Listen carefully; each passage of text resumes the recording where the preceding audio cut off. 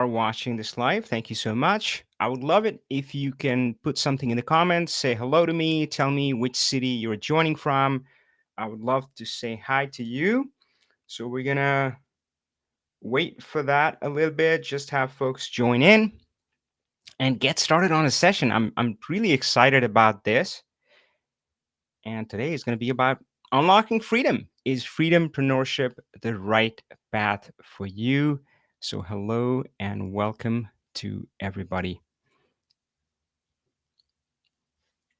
All right, we have Robert here from Team Avi. Awesome, Robert. Good to have you on. And again, folks, as you join, do drop in, add a comment, let me know.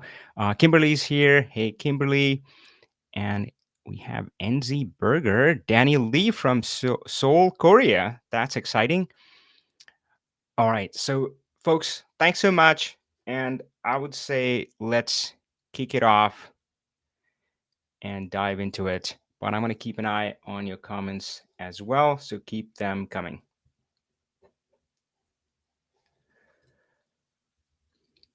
So, as I was thinking about this session and preparing for it, I had to reflect back to see how my life has changed. And I realized a good point to start is to issue a warning. You know, those kind of warning labels you have on cigarettes. So, yeah, there might be some unintended consequences. And I can see some of them when I look back. Now, this actually was one of my goals to burn my resume. I remember when I got laid off uh, back in the financial meltdown. My daughter was about to be born, and I was desperate to find a job. And you know what we do? You update your resume and you send it everywhere, and then you struggle through, and hopefully somebody would call you, all that BS. And at that time, a part of me was like, I never want to do this again. So, hey, yeah, this might happen. You might be able to burn your resume. The next one, of course, is smashing the clock. Yeah, I don't set an alarm in the morning. I think if anything is indicative of the biggest change in my life, if somebody would physically would watch me go through my day with a spy cam, the biggest change you would notice or I notice is the mornings. Yeah, they're not rushed, they're relaxed. I can focus on myself. If you've been following me, you know I'm a big believer in starting the day with you, right? Because you got to take care of yourself, and that's how you can be better at everything else you do, your career, your family, parenting, spouse, whatever it is. So, yeah, so mornings are pretty relaxed and other stuff. Yeah, I'm not watching the clock. There's no 9 to 5 for me anymore. And the last one, man, I've worked for some good managers, most not so good, some really horrendous managers. But I'd say the performance review process, even in the hands of the good managers, it still felt like awkward and weird. And I was never a fan. And I do not miss that. I do not want to ever go back to that. Yep, no more performance reviews. So hey, just curious. Burning your resume, smashing the clock, or no more performance review? Hey, would you does one of these resonate with you? ABC, type in below. Oh, hi. Pete also said hello from South Africa. So, folks, yeah, I'll wait for you to let me know. Daniel, a great question. We'll definitely get back to it. But, folks, type in something here. I just want to make sure you're with me here. Some of this should resonate if you showed up for Unlocking Freedom.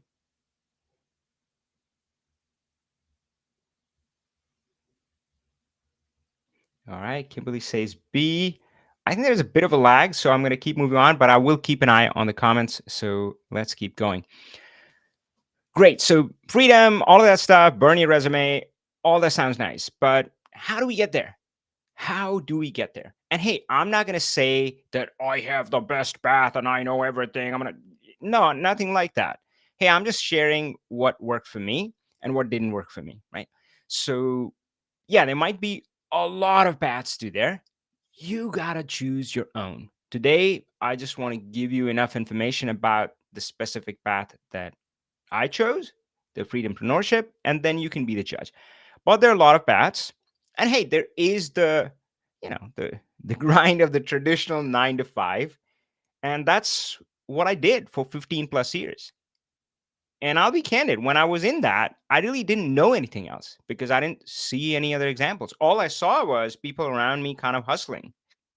And yeah, I mean, we all hear that term kind of hamster wheel and this, that. But when you're in the hamster wheel, it doesn't always feel that way. You're not always able to see what's going on. So yeah, I saw others. Oh man, look at that! They got a promotion. They got a bonus. They got this. They got this. I got to try harder, work harder, try harder, work harder, and keep going.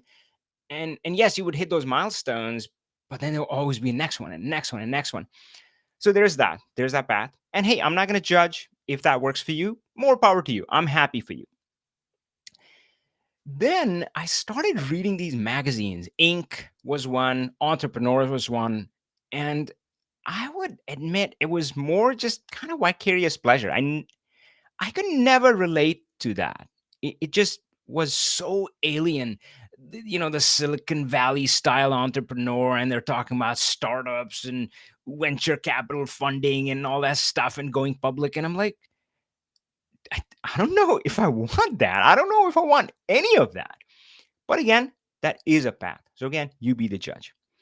The next one I did try out, which is working for a consulting company. And it comes back to performance reviews. And again, maybe that's something personal to me.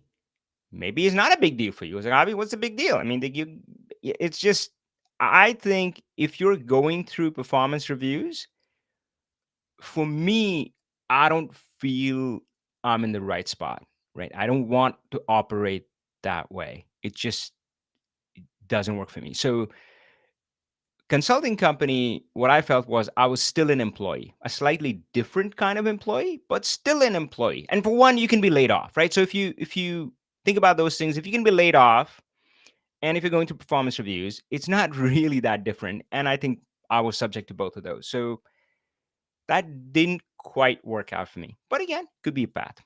The next one is, of course, somewhat popular now, I guess. That's the gig worker. Ooh, Upwork, Fiverr, show up there. And we have talked about this in detail, I think, in our last Freedom-Preneur session that we did. But I'll give you the summary. What we talked about was that these are really marketplaces. These are Amazon style marketplaces. And guess what? They're not designed to benefit you. Their goal is not to benefit you. What is their goal? Their goal is to maximize their profit. Simple as that, right? So think about how Amazon works. It doesn't really care about the individual sellers. It just lets them compete. And what this dynamic does is has this weird race to the bottom. And again, you go to Amazon, and the other day I was, well, actually, this was a few years ago. I was trying to buy a phone case for my phone, and I go hiking, so I trash my phone quite a bit. Sometimes I drop it. So, so yeah, I was looking for a, a good case, and there were two. They looked pretty similar. Guess which one I chose? I chose the cheaper one. Right. So again, this can work for some. And the challenge is it's called the lottery winner syndrome. When you go to Upwork, you may come across people who are the lottery winners, the small percentage for whom the model worked. So yeah, just beware. Beware of that. And we'll link to the Q&A section of the last session we ran where we talked about this in a little more detail. And others in the comments jumped in too, and they talked about their experiences, how this hadn't quite worked out for them. So this is a path. But what about this freedompreneur? And then I'll admit, for a long time, I struggled to find a phrase to define me, what I wanted to do, who I wanted to be. Left my job in Microsoft, not an employee anymore. Sometimes initially I would say entrepreneur, but that always felt a little weird. Then I got the term solopreneur. I got really excited. Like, oh yeah, that's me. Till I realized that, man, being alone sucks. And we'll talk a lot more about that. So solopreneur didn't ring true. And then I started thinking about it and I came across this term. And I think this exemplifies this path. But that's just a term. I want to explain this to you. I want to lay this out to you so hopefully you can understand that how this is different than the other paths. And what does this path demand? It is going to demand something from you. If you're not willing to give it that, you're not going to get the returns. You're not going to be successful in this path. So I want to lay it all out for you in the session. And hopefully from that point, you can choose. So we'll talk about what is it? What are the advantages of this path? What are the challenges of this path? And then we'll have plenty of time for Q&A. I'll stick around. And later on, when we open Q&A, you can type in your questions. I'll also try to get you on the phone because sometimes it's easier to talk. So we'll try to do that. I do see that a few other folks have joined in. Kunal is here. Hey, Kunal. Daniel, Anthony. Anthony says hi from Toronto. All right, folks. So let's start on this. And as I was thinking about it, I realized that what is freedompreneurship and its advantages are kind of one and the same. So as I go through it, you will see it too. What is freedompreneurship is also its advantage. So I'm going to list them through. And the number one and the most important differentiator for this business model is that it puts your true goals first. Now, of course, if you've been following me, I talk a lot about true goals. Short version is it's beyond time and money. Often when I talk to people and say, what's your goal? They say things like sometimes the candid ones do admit, like, oh, I just want to earn a lot of money. But sometimes they express in terms of time that I want more time. Often I hear, I just want to retire. And I'm like, what are you going to do when you retire?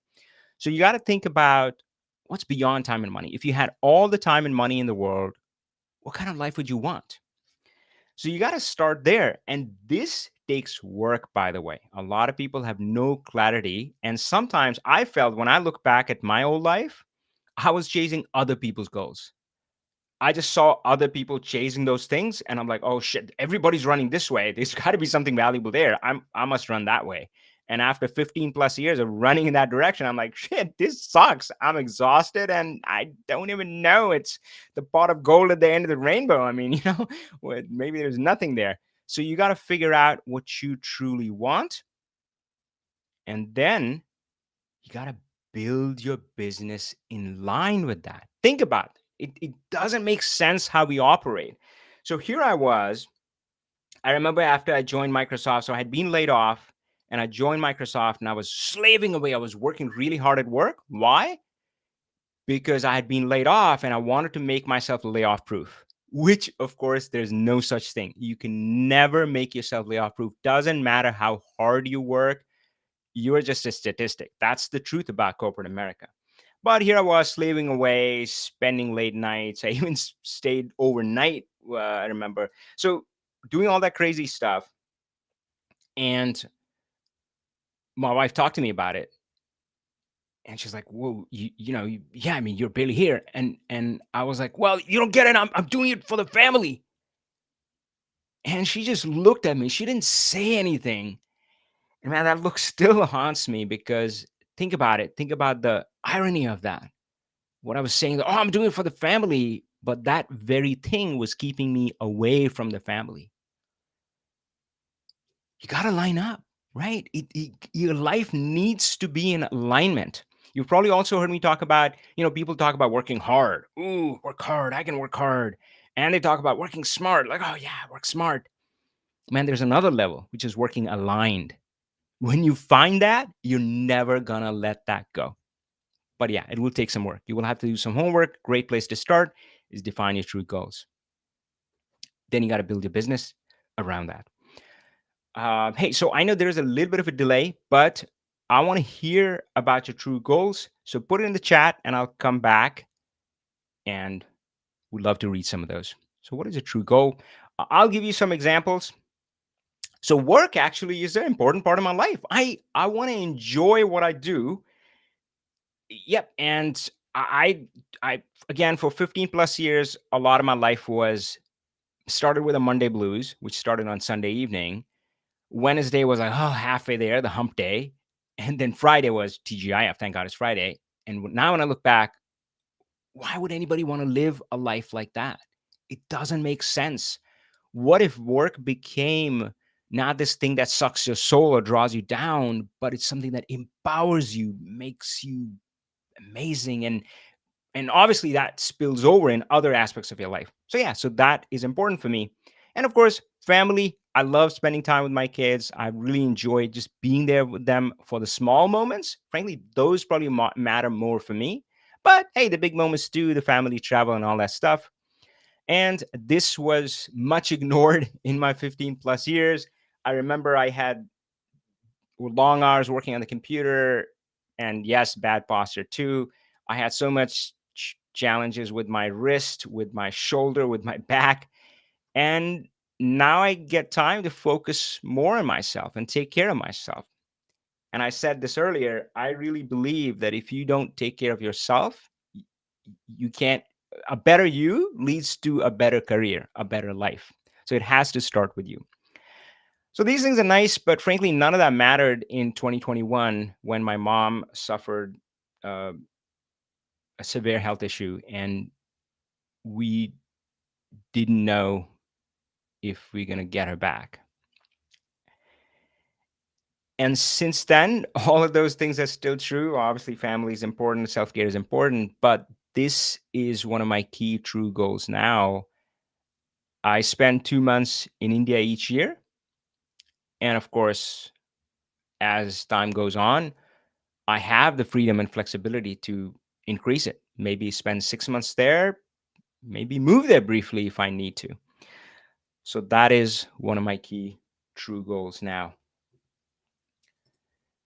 Yeah, Kimberly echoes something similar. Spend more time with my aging parents while doing work that is meaningful and flexible. Oh, love it. Yeah, that's great. Thanks, Kimberly. All right, so let's talk about advantage number two. And I love this. I should have put a photo here. One of my friends, he runs a brick and mortar business. He runs a chocolate store, and he talks about getting up at 4 a.m.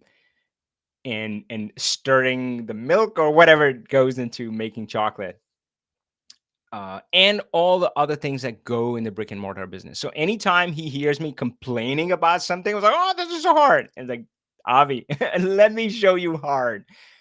So yeah, this style of business, the folks who it's remote consulting. I can work from anywhere. My clients can be anywhere. I can work on my own time and all of that sort of stuff. And obviously, I'm helping people with Power BI, but hopefully, I'm assuming that my audience is all about something technology related, right?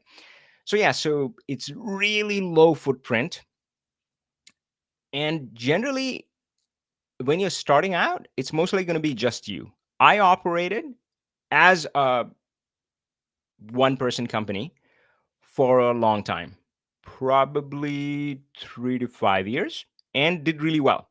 So that's not going to let you stop from success.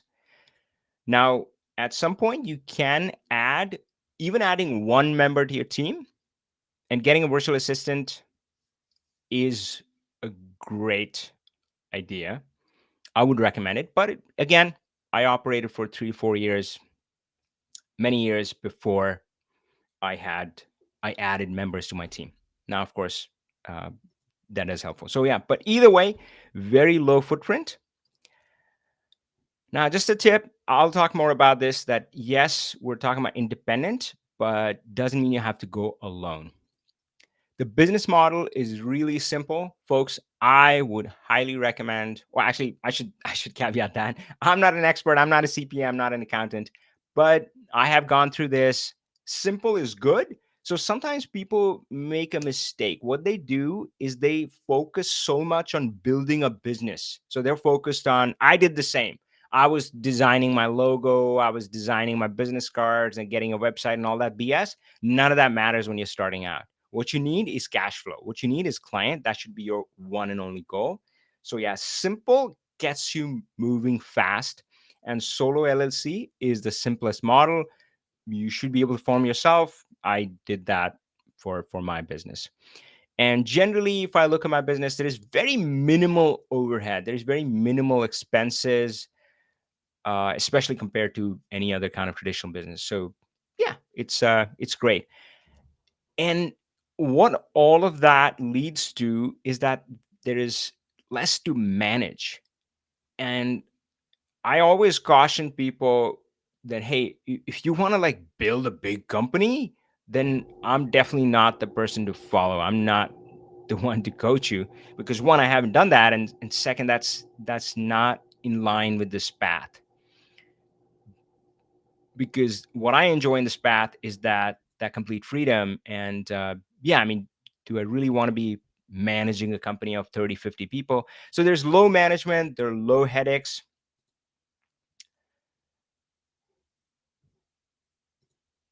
Danny, great question. I'll try to get back to that in the Q&A. And this is quick to start, and there's a fast path to cash. So folks, the simplest model is you teach what you had to learn. Now, that doesn't literally mean teach. What it means is that you help others with what you struggled with. So if you were helping artisan food companies grow, as Kimberly was, right? And now you can start helping other companies, and you can start helping multiple companies do that. And we have heard similar stories in our consultant program, people who work in helping coffee companies, or who are project managers, and now they help project managers, or were part of a support team and now they help support teams. And I could go on and on, right? So it's a really simple model. Now there's some gotchas there. Sometimes people are like, oh, but I'm not the expert and da da. You got to get that BS out of your head, because that is going to stop you dead in your tracks. What are the two biggest reasons people fail? They never get started, they quit too soon. They never get started, they quit too soon. This thinking will guarantee that you never get started. It's not about being the expert on any of that BS. It's about, is there one person, one company you can help out there? If yes, then isn't it your mission, your duty to find them and help them?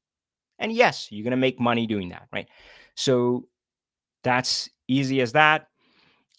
I'm not sure. I can't speak about all domains, but most of my folks, most of my following are on Power BI. So Power BI, business analytics, data intelligence, data business intelligence. Yeah, one of those. Your first client can easily earn you $5,000 to $10,000. Just 3 to 5 clients can generate 100 to 200K. And we've seen so many of our program members go through that. And again, they talk about this, that, yep, you don't need a large list of clients. Most of us operate where we have 3 to 5 steady clients, good clients, clients that we enjoy working with, people that who we would be friends with, who we would go out for a drink if they were in town. And sometimes they are, sometimes they aren't, sometimes they're remote. But yeah, so just 3 to 5 clients. And this has been an exciting part. So we just had an alumni meeting for all of our members of the Power BI Consultant Program. And of course, it's always a happy moment when we see people kind of graduating from the program, and that tends to happen when they start hitting the 300 and 500K mark, which, hey, I'm glad. So they're always going to be part of our Power BI Pro family. But yeah, so 300, 500K. And of course, in that alumni meeting, they were talking about the future plans, and they were talking about what now they're doing, uh, keeping hold of everything else that we talked about, right? You gotta stay true to your true goals. We still want a low footprint. We don't want a lot of headaches and management and overhead. But even with that, you can grow even beyond that, and that's where we are kind of as a group. But I just want to caution everybody that if that's what's lighting you up, if so far in the presentation that's what got your attention, then this path is not for you. Right? It just isn't. It's not going to work. You This is a bit unconventional. And yeah, so it's about your true goals. It is not doesn't matter if you're earning 30K or 100K or 300K or more. Do you have your true goals in your life? If you can live your true goals at 30K, doesn't matter. Do you care? That's the question, right? So yeah, don't fixate on this. But yeah, you help people. Money is a great side effect. The next one is an advantage, but it is also a challenge. The challenge is that business is you, right? Oh, sorry. So the advantage, yeah, advantage and the challenge. The advantage is, let's talk about from the advantage perspective. We'll talk about challenges. The advantage is the business is you. How is that an advantage? I think it's an advantage because you get to create a business that is essentially a reflection of you and your values. So it's very aligned. And guys, it's something that I think you have to experience it to realize the power of it. Most people in their life, when I talk about the analogy that I said earlier, it's like, yeah, they're focused on working hard. And then when I question that, they're like, oh, yeah, Avi, I'm going to work smart. And I'm like, no, that's a version of the same thing. They're both externally focused. There is one where you have to go inside and find out who you are, and then you can work aligned. But once you experience that, you realize that it's really incredible. So this phenomena, by the way, has been studied by scientists for a long time. I think the person who Chick sent me high. I think that's a Czech scientist who studied this, who researched this. This was back in the 1970s, and the term that they use is flow. But when they say flow, I'm like working a line. I think that's just the same thing. And the simplest way that they describe it is a state where you feel your best and perform your best. Whoo, that is working a line. And scientists are interested in it because corporations are interested in it. They've been pouring money into it because they realize that that can 5x to 10x your performance. But any of that, forget about the corporations, forget about the studies. You got to feel it. And this style of business lets you do exactly that. But again, it's going to take some work. Most people, and myself included, 15 plus years, I was just focused outside. I was looking outside. I was like, oh, look at that. They got a promotion. They got this. They got that. They got a car. They got a house. You got to flip that. And that doesn't always come easy. But the rewards are there. It's going to be so deeply fulfilling when you find this alignment. And that is good. And obviously you can see, right, how it's an advantage as well as a challenge. So the advantage is that I couldn't have guessed this. This has been one of the most surprising and most delightful, and yes, a bit challenging side effects of this path. I didn't know when I left my job at Microsoft and tried to build the, the kind of business that I wanted, the life that I wanted, that this would lead, my business growth would lead to spiritual growth. This amount of time I've spent focusing inward, it's pretty crazy, but it's been great, right? So these two go hand in hand, but I don't know if that's what you want or that's what you're ready for.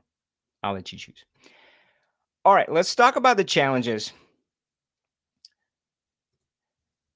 And I realize, folks, there's a slight delay. Last time I waited for the comments to come in, but that's cool.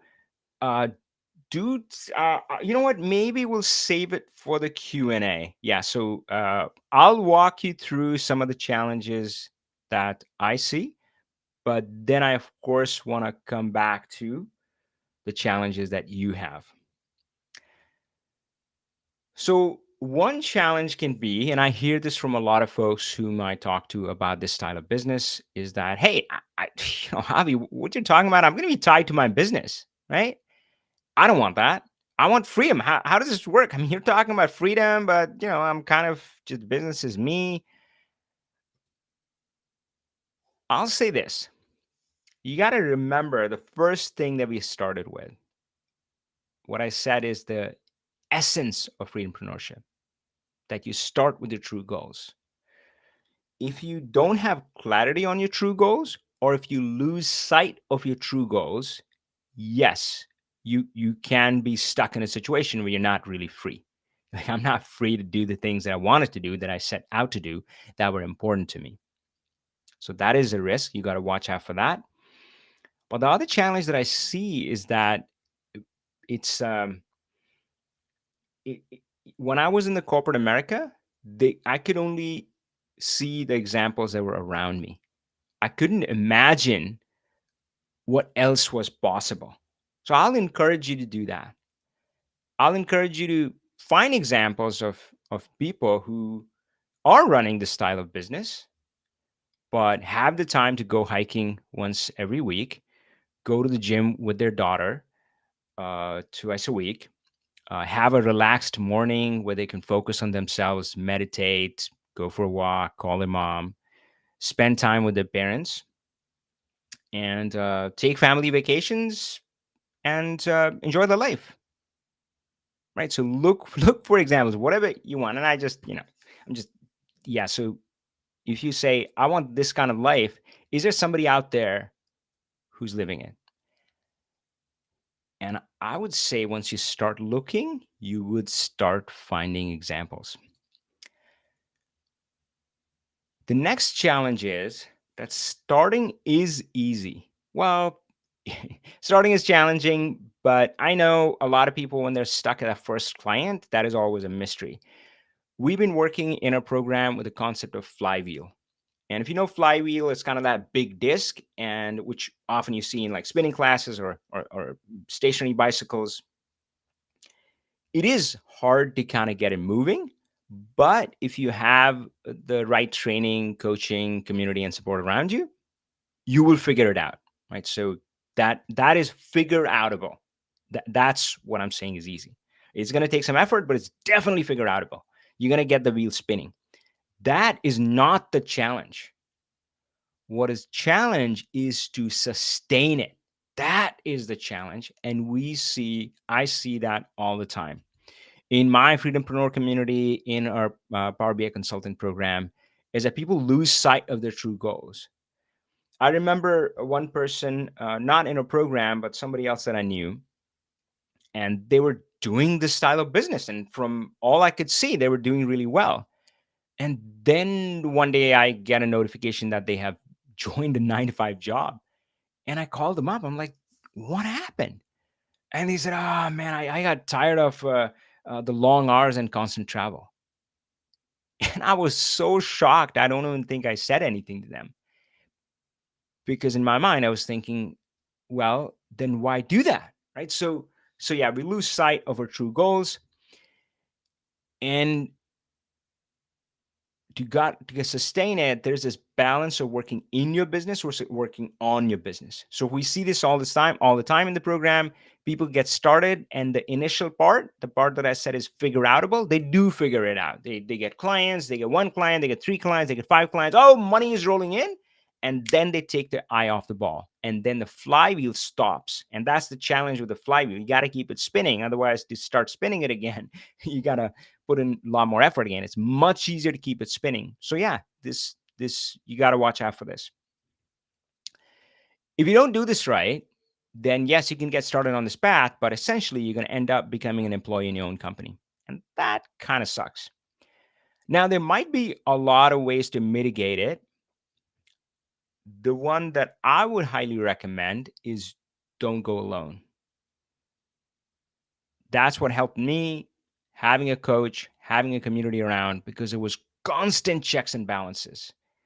It's like it's like having a guidance system. Somebody can give you the map, somebody can show that, but sometimes you can still get lost. I remember the days when yeah, I had this map book, and my wife would be driving, and I would be navigating, and sometimes I was like, oh shit, I don't know where I am, we're lost.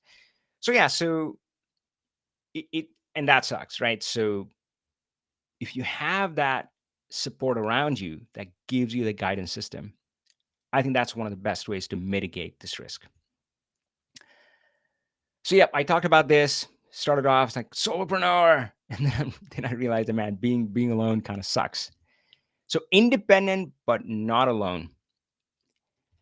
And of course, I initially found my group of freedompreneurs, and that really was insightful for me because again, in Microsoft, I'd only seen pretty much one set of examples, copy pasted, right? Yeah, this corporate career, climb the corporate ladder. But here I saw Matt art teachers, yoga instructors, energy healers, homeschooling coaches, gardeners, hairstylists, and yeah, there were some techies like me pursuing this path. So again, independent but not alone. And of course, that's kind of what we do as well in our Power BI consultant program. So let's talk about this one. This one should be coming up for some of you. It's like, but you said the business is you. But man, that's a big risk. What if something happens to me? And I'll admit, sometimes when I'm running these live events, I love doing live events. Again, that aligns with how I want to connect with people, my values. But sometimes I get sick. And I don't think I've had to cancel, but I've had to sometimes show up when I was not 100%, when I was really struggling, when I would run a live session and pretty much collapse after that. And then yes, I'm thinking about this like, oh my God, what's this is so hard. So yeah, that can be a challenge. What I'll say is that the independent but not alone strategy can help with that. Can help with that quite a bit. And we've started to do that more and more in our Power BI consultant program. We have this uh, new idea that we introduced this year that never pitch alone. So when you're pitching to a potential client, don't show up alone. And this applies more for, bigger clients, 100 million or more in revenue, things like that. Yeah, so you pitch with somebody else. And sometimes we often work collaboratively as well. So we have two people. Generally, it's two. I don't think you need more than two unless it's a really large project or grows into a larger project. Yeah, then we have had multiple people collaborate. But it's two, and that gives you a lot of flexibility. One person can step in, step out. And um, actually, we had a whole session on this where two of our members talked about this and how it has helped them in our last year's Power BI conference. So, yeah, so that can help. But I want to share something else with you that my coaches taught me. And it kind of, I struggle with it a little bit. I think I have grasped it enough to benefit from it. But I'll let you be the judge and see how it lands with you. But what they told me was that this business is not going to create that wealth. And yes, wealth can give you some security, right? So, yeah, that is important, but your business does not create that. What your business does is it creates the cash flow. And I'm like, ooh, okay, then what? And then they said that you get the cash flow from the business, and the cash flow can be incredible from this type of business. For one, because again, the overheads are so low. Every engagement is almost 100% pure profit. So you get this cash flow, and you gotta decide how to use that cash flow to create wealth. Now, the coaches that I follow, they're big into real estate. They do rental properties, multi-housing units, a lot of that. And man, they've grown that over time, and it's worked really well for them. I just haven't done that yet. Maybe someday. But of course, there's a other much easier mechanism which I love and use, which is stocks. And there, for the solo LLC that I mentioned in USA, you can open a solo 401k, and that gives you a really cool advantage. If you want to like sock money away and that your business is generating and just watch it grow, whew, you're going to love that.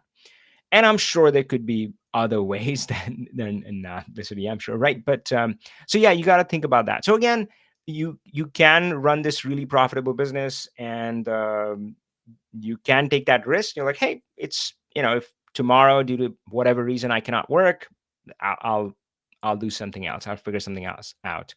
So you have a plan B, or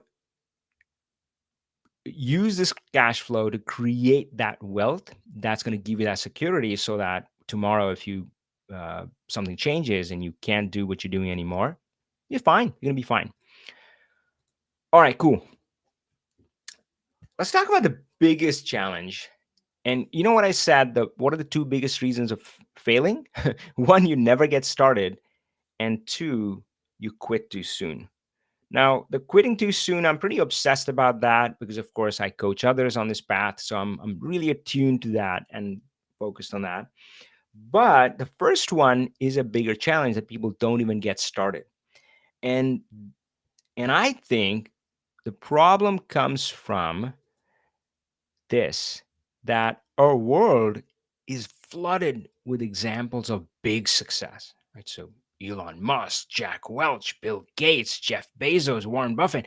And think about how much we hear about this and people like that in articles we read, and just day-to-day conversations just seeps in. I'm so disconnected from my old life, the corporate hamster wheel and so forth.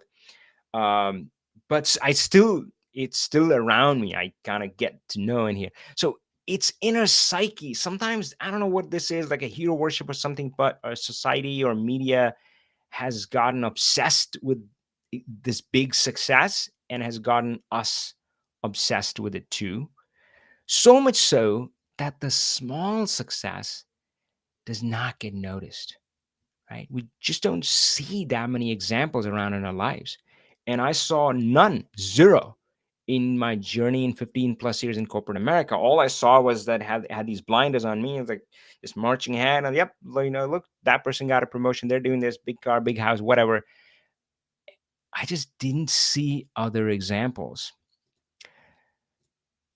So either I saw people kind of hustling like me for the next promotion, or and I will say not or, but and there was this hero worship of the big success. I remember when I was working in Microsoft, and Chi Lu took over. I think he came from Yahoo. I think some search engine, and he was very well regarded, which is good. I'm good for them. That's awesome. But I remember somebody in a meeting, maybe it was a big all hands or something. They lean over to me and they whispered it to me. It's like, "Do you know Chilu only sleeps 3 hours in a day?" And I'm like, "Well, why are you saying that to me? What do you mean? Like, is that some kind of for us to aspire to, right? And that's what I should aspire to. And why the heck are you whispering?" So yeah, it's just it's gotten woven into the fabric of our society. It's this obsession with big success and hero worship.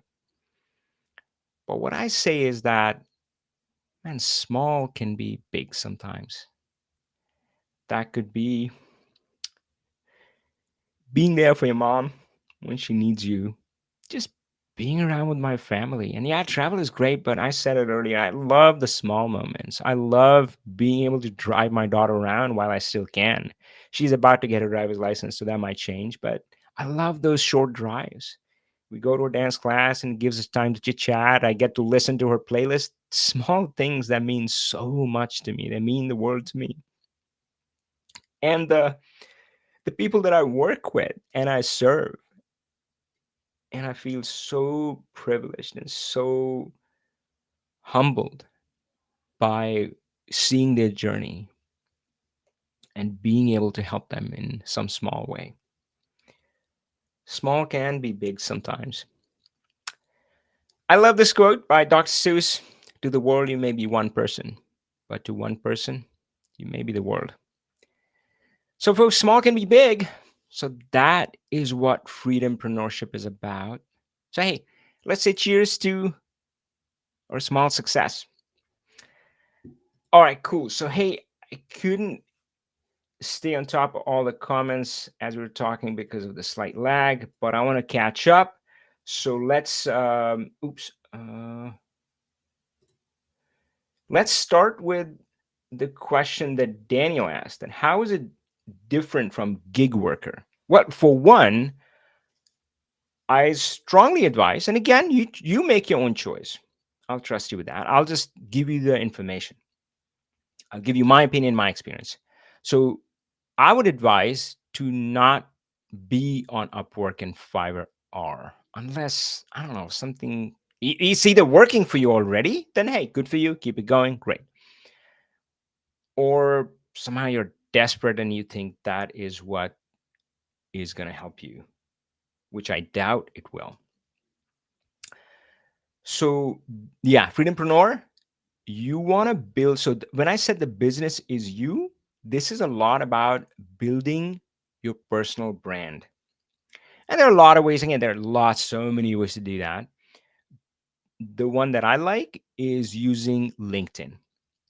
And if you go on my profile in the pinned featured section, there is one post about 3 things you need to update on your profile. And these you can just do update in 10 minutes. So, yeah, what I'm telling you is do not be on Upwork and Fiverr. Build your own brand. And that is a starting point. Updating the LinkedIn profile can be a starting point, right? If you're like, yep, LinkedIn, I see it. If you ask me, LinkedIn is an incredibly powerful platform to help you on this path if you use it the right way. So that is that is a first step. So yeah, so that's one aspect. So yeah, I mean, don't be on Upwork and Fiverr. Those platforms, they don't serve you. Build your own brand and go from there.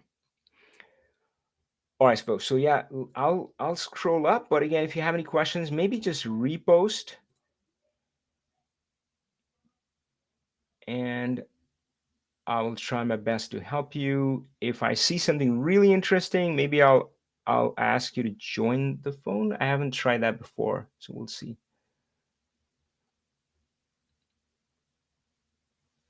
Hmm. Daniel had an earlier question. He was saying, I need immediate income to sustain my family. Can the third option do that also? Yeah, the Freedom-Preneur path is a little tricky that way because I feel the more desperate you are, the less likely it is to work for you. If you're really struggling financially right now, if it's just about putting food on the table, then you do what you got to do.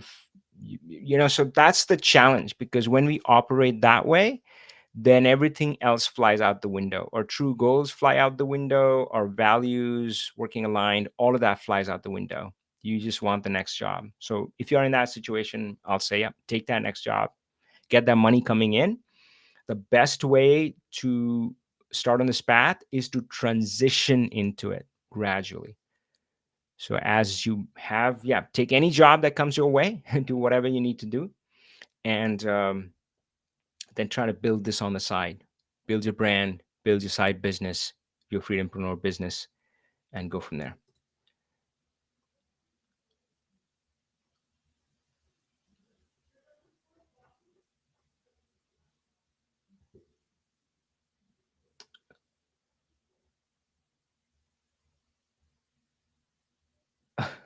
All right.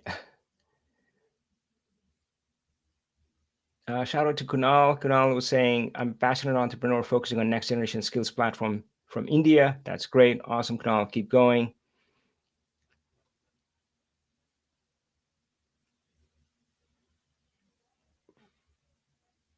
Upwork, Fiverr, yeah. Yeah, so Daniel, this was I'll see if I can find the link. I'll send it to you in a direct message if I can find it. But if you go on my profile, look at past events, the last Freedom-Preneur, and you can jump to the Q&A at the end. There we talked more about the Upwork, and Anthony had shared about that. I wasted a lot of time on Upwork, left the platform. It's got many challenges, many challenges. You know what? I think it's worth it. Just give me 1 second. I'll just let's see. You know what? God, I think I'll stay focused here. Um, I'll send that to you and look for the Q&A. Maybe I will pull that out and create like a separate article from it, so it makes it easier for me to point people to it rather than telling you to go find a recording and jump to the Q&A. And of course, in Q&A, there were a lot of questions answered. Um, all right, folks, so I'm not seeing any questions yet. So that's cool. Hey, I'm always on LinkedIn. I'm always around. All you have to do is message me on LinkedIn if you have any questions, if you need any kind of help. And again, what I'll say is that start with defining your true goals. If you don't know what you want, how are you going to get there? Getting clarity on that and looking beyond just time and money. Often people get stuck there. I hear things like, oh, I just want to retire. What kind of life you want to live? What kind of life do you want to create? What kind of life do you want to stand for?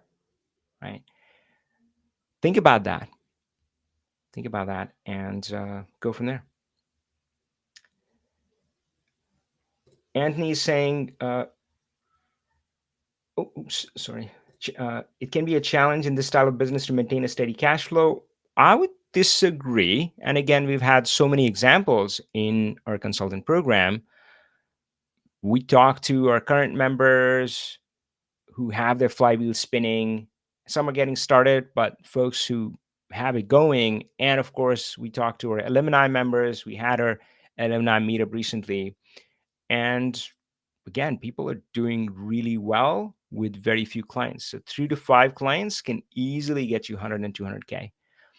After that, you got to tweak some things. You got to think about kind of a retainer model or a subscription model or things like that. You got to think about maybe combining online training so that it still gives you the freedom. It's still low footprint, but that can amplify your income. We call that level 6 in our program. We have this 5-step program. The step 6 is to what we say disconnecting time and money. Steps 1, 2, 3, 4, 5, they're amazing. They can lead to a really awesome life. But step 6 is kind of cool because until that, yeah, you have a lot of freedom. You can live your true goals. You're earning a lot of good money, but the amount of money you earn is somewhat proportional to the time you spend. And step 6 goal is to disconnect that. And oddly, the biggest factor in that is our step 1, which is to niche down. Niching down is the easiest way to start disconnecting time and money. So that's just not what we have seen. I would say that, so again, think about this idea of flywheel. I so the people that I do see getting stuck, they take their eyes off the ball. So in this line, and we talked about this, right? You got to balance working in your business versus working on your business. So the typical failure scenario that we see, or a struggle scenario that we see, is that they get in and they're like, "Oh my God, Avi, how do I find the first client?" And then we go through that. As I said, it's figure outable. They figure it out. They get the first client, second client, third client. Money pouring in. Like, oh, money, cash flow, and then they're gone. They are just working in their business. That's a very employee mindset. You've probably heard me say this. Don't just leave the 9 to 5. You got to leave the 9 to 5 mindset behind. And that's one of those mindsets where you put your head down and I'm just going to work. That's stupid, right? If you're going to do that, again, your risk is you're going to end up being an employee in your own company. Just the grind and hustle. So they, as soon as the money is coming in, that is the biggest risk that I see, that they take their eye off the ball and they forget about everything that I'm teaching them. They're not working on their business. So if you don't make that mistake, and of course, what's the best way to have those checks and balances and have those guidance system? Have a community around you. Don't be doing this alone. Independent does not mean alone. So have a coach, have a guidance system, have that community that's going to be a constant reminder, right? You meet every month, you talk to people, and you say, "Oh, they're doing this. Oh, they're doing that. Oh man, I got to do this." Yeah. So maybe you see new ways you can get feedback, all of that sort of stuff. We kind of do this together, so that can help you in a big way. So if you get lost working in your business, and you're not working on your business, then what happens? That flywheel that you work so hard to get spinning, that stops. And then people are like, and then one of the client drops, and then another drops, and they're like, oh shit, I gotta find a client. That's not a smart way to run it. That's not the path to freedom. That is not freedompreneurship. So you gotta keep the flywheel spinning, working in your business, working on your business. It can ebb and flow. So sometimes I am working a lot more in my business, just serving my clients, serving my students or members, and very little on my business. But you can't let it go to zero. That's the concept about the flywheel. As long as moving, it's easy to accelerate and go from there. But once it stops, oh man, you're gonna have to pedal really hard. So you got to do the right things for it to not be this way. But yeah, that's a great question. Oh man, Daniel has a great question. Something that I should have been prepared for. It's like, what is the next action? That is great. I was here waxing eloquent. I'm like, yo, remember this. What is the next step? That is a great question, Daniel. And trust me, I have spent so much time, talking to my team and especially Robert about this. And I think the trick is that the answer varies. The short answer and the lame answer, perhaps, is that it depends. And I'm still trying to figure it out. What's the best way to help everybody, right? But I think it depends on where you are right now. So yeah, because I talk to people who are in their 9 to 5 job and thinking about it, and that's okay, right? People who are in the 9 to 5 job and have kind of started something on the side, people who either have left their 9 to 5 jobs or have been booted out. And that's okay. Again, layoff, I got laid off. Layoff isn't a judgment on you. So they got laid off or something. So either they quit or, they were laid off and now they are starting to, they want to do something for themselves. And of course, some people who have been doing it for maybe a year or more. So they are consultants. They're on the freedompreneur path, but it's not quite working. Like, they're not getting enough clients. They're not getting enough cash flow. There's something going wrong. So I meet people in each of these stages. So I think it's going to depend on which stage you're in. So if you maybe comment and say which stage you're in, I think I heard from you a bit earlier. The best I could figure out is that you're in between jobs. You're looking for a next job. Um, oh boy, I feel like I want to run a session just for you because the truth is that I do talk to a lot of people who are in that situation. And as I said, a lot of things that I talked about today, they don't quite work. In fact, it's the opposite, right? I mean, if you are in that desperate situation, and hey, I have been desperate, so I know it. I'm not judging you. My daughter was about to be born, and here I was laid off from my company, and it felt like the most horrible moment in my life. When I got laid off, I don't know if it happens to everybody, but it's like I didn't just lose my job, I lost my identity. Because that's, I think, one problem that in the society we create our identity around what we do. So I was like, oh, I'm a business analyst at this, and once that was ripped away from me, I'm looking in the mirror asking, who the f am I? And not getting a really good answer, right? So I know desperate very well.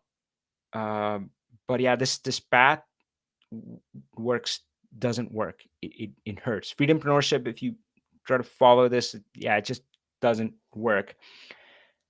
I do have tips.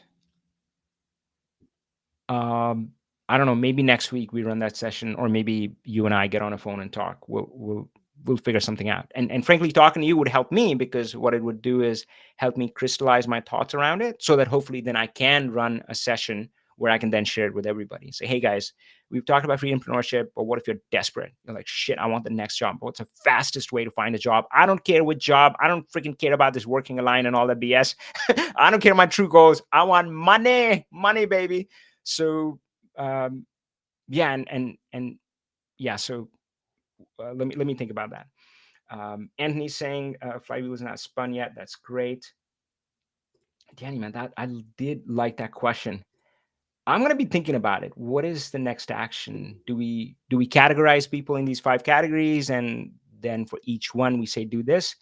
For now, the quick version I'll say, you know what? I've been avoiding trying to get on, trying to pull links from my profile. But oh, you know what? I can actually point you to my profile. How about that? So a good first step. Oh wow, hey, I didn't know that. Okay, cool. So is if you go to my profile, then the pinned posts. This is a good place to start. And this is interesting because this is common between the freedom path and the desperate path. Even if you're like the desperate path, updating your LinkedIn profile in this way is a good step. Good step. So at least you have that mini step with you. But then I want to give you a little bit more. Shweta has a good question. How do you get your first client if you've always been in a developer role? What kind of networking strategies will work? That's a great question, which takes me back to this.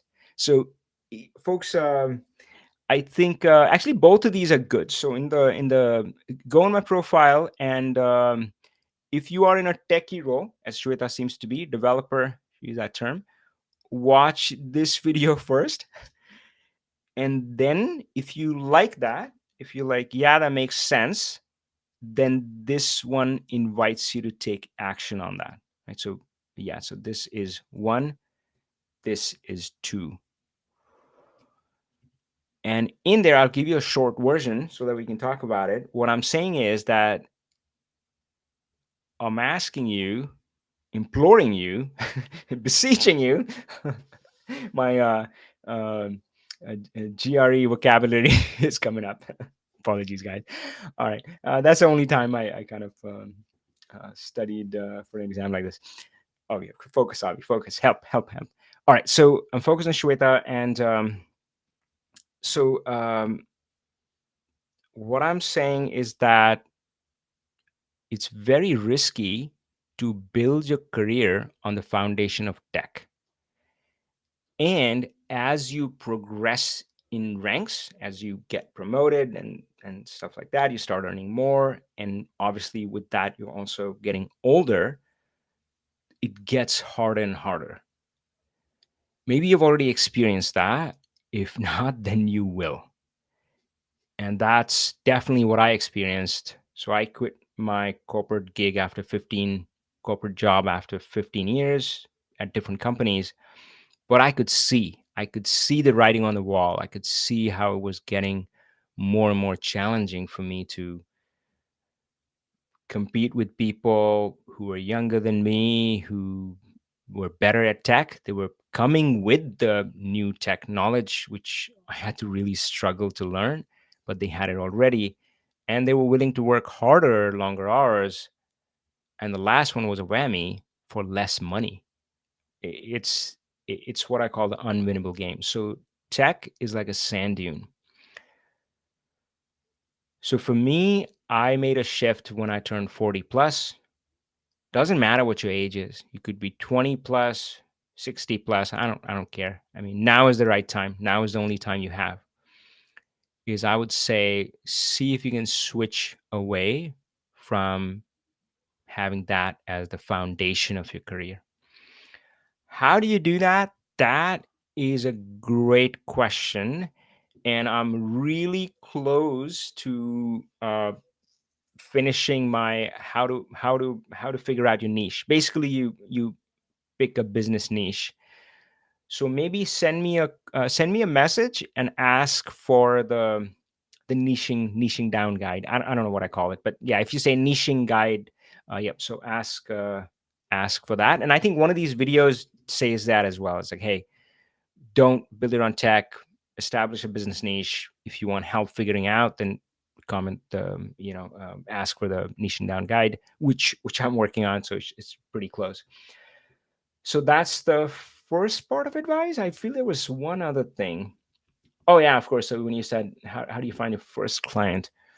Ooh, yeah, man, that one is interesting. For one, you do have something going because I think you are thinking about the right things because you said networking. Networking is the way to go. There is a template, a framework that we are using. It's really simple. I like simple, by the way. I mean, if you've followed my Power BI lessons, I'm the non techie who couldn't figure out what all these smart techie people were saying about Power BI. I had to break it down, make it simple for myself, and now I teach it to others. I want to do the same with this freedompreneurship path. So, yeah, it's a simple approach, and we've been following that. We are running this sprint we call Find a Client in 60 Days. Now, of course, that is part of my paid program. Can I share a piece of that with everybody else? Perhaps I just have to think about how to package it, right? Because sometimes the lessons that are inside our program, they have that context. They are part of this the complete training module, and there's coaching and there's community and you can get feedback. So there's context there. I can't simply pull if I pull out the lesson and I just send it to you, it may not work because you wouldn't have that context around you, the other lessons, the coaching, the community. So I'll have to think about that. How do I create a mini version so that I can help you, Shweta, and others who are in that? All right, folks. I don't see any new comments, but hey, love talking to you. Glad I stayed on for a little bit more. And as the other comments and questions poured in, they were really good. You made me think. And right now, I'm feeling really lit up because I love people. That's been the odd journey. I started off as a CIX, Microsoft, Power BI, but the more I've gotten into Power BI, the more I've realized it's about people. And yeah, it's super exciting for me. So now all I'm thinking about is how can I help the Daniel Lees in the world? How can I help the Shwetas in this world and others, right? So yeah. Oh yeah, Pete. Let's take this last question. Yeah, stages 1 to 6. I mean, I can name the stages. I don't know how much is going to help you. Oh, oops. What's Yeah? Let's come back here. So, step one is define your niche. And that is what the article in LinkedIn says. So, frankly, if you follow that uh, article and message me, if then uh, we can kind of get that. So, step one is define your niche. Step two is you got to have a story you can tell. You probably heard me say this. In this day and age, you can't just do good work and hope to succeed. You gotta do good work and tell great stories about your work. So step two is tell it. You gotta have a story. Tell a story. Step three is find your first client. Step four is find your second client. And this step four, what we notice is that there's a big mindset shift here. And hey, this is the external journey, but I want you to know that there is an internal journey in this path as well. And they're woven together. And what's interesting is that often what I've seen is that at step four, when they found their first client and when they found the second client, people in a program, they come to me and they are happy, they're ecstatic, and they say, Avi, now I know I can help others and I can be paid for it. Now, the funny thing is, I knew that the day they joined the program. Now, we are a bit selective in who we let in, and not selective as in, I don't know, like, oh, we're too good for you or something, but it needs to align. Like I talked about freedompreneurship, true goals, and all that sort of stuff. And a lot of people are not like that. They are just looking to earn more money. They're not at a point where they can start thinking beyond that. So they're not going to be a good fit. So we try to screen them out because that's not going to help the program. So I knew this from day one that they can help others and can be paid for it. But what I think doesn't matter. What you think, what's going on in your head, your thoughts are going to create your reality. So we see that mindset shift. At step four, they say, whoa, I can help others. I can get paid for it. And then that leads to step 5, which is build a steady stream of clients. And again, I like keeping it simple. There's nothing complicated here. I talked about the concept of flywheel. Yes, you're going to have to do specific things to get it started. And the first client can feel like a dilemma, but trust me, guys, it's figure outable. There are lots and lots of members in a program who have done it, who've done it. And yep, so if you follow those steps, it does work. So you figured it out. You get your first client, you get your second client. Now you got your flywheel, it's spinning. Step 5 is just to keep that flywheel spinning. And then you can control it based on what's important for you, what's going on in your life. Sometimes you do want to, I don't know, you want to go on a big vacation with family and you want to earn more money. You can spin that wheel a little bit faster, earn more money. You want to take a break and go backpacking through Europe for 6 months, you slow down that flywheel, still keep it spinning. But so yeah, so you're totally in control. So that's step 5. Step 6 is disconnect time and money. Now, I realize that sometimes I hesitate in laying it out this way because it is not necessarily sequential. And as I said earlier, oddly, step 6 is deeply connected with step 1. Step 1 is defining a niche. The better you are at step 1, and step 1 again makes it sounds like we're going through school, we're going through grades. Oh, I completed first grade, second grade, third grade. It's not like that. It's very cyclical, it's very agile.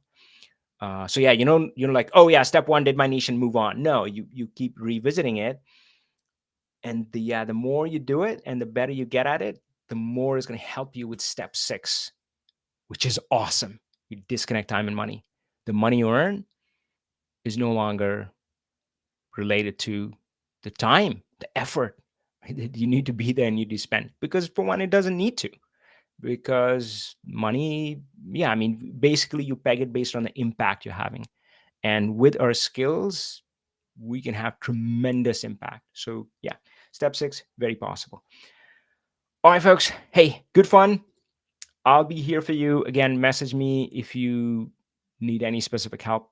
Just let me know. All right, folks. Take care. Bye.